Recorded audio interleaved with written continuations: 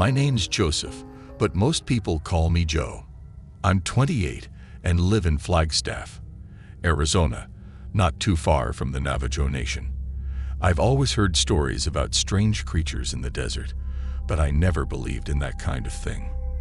That all changed last year, and I've been trying to forget what happened ever since. It was mid-October, and I had the day off from work. A couple of friends and I decided to go camping in the desert. We wanted to get away from everything, disconnect from the world for a bit. It was me, Marcus, Claire, and Olivia. We drove out far, miles from any towns or houses, just a wide stretch of open desert.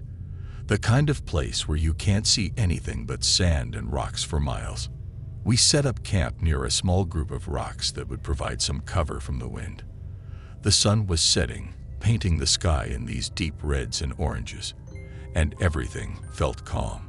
We built a fire, roasted some marshmallows, and told stories like we always did on trips like this. As the night crept in, the temperature dropped fast.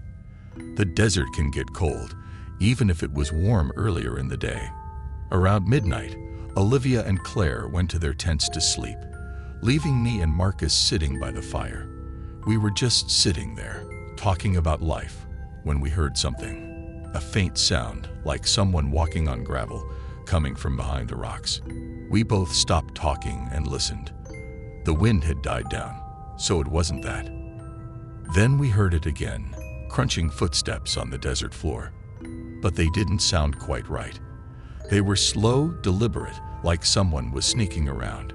"Do you hear that?" Marcus whispered. I nodded. My gut told me something wasn't right, but I tried to play it cool. Probably just an animal, a coyote or something. I said, though I wasn't convinced. Marcus stood up, shining his flashlight in the direction of the noise. The beam cut through the darkness, but we didn't see anything, just the empty desert. Then we heard it again, closer this time. "Maybe we should check it out," Marcus said, his voice shaking a bit. I didn't want to go, but I didn't want to seem scared either.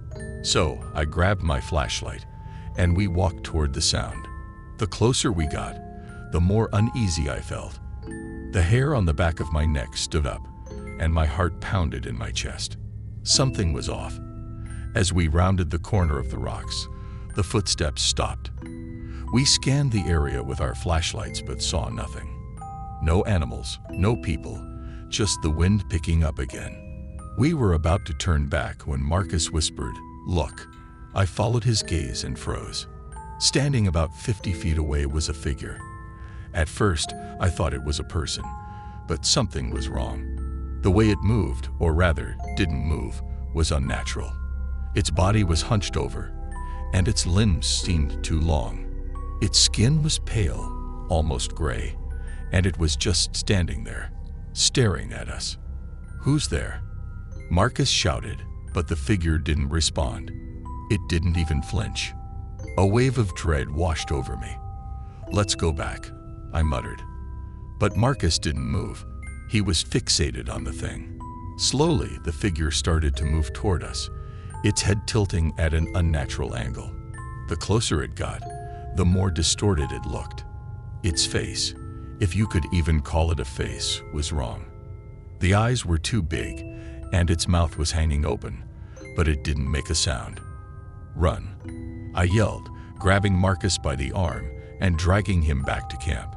We didn't stop running until we were back by the fire, panting and shaking. "What the hell was that?" Marcus stammered, but I had no answer. We woke up Olivia and Claire, told them what we saw, and packed up immediately.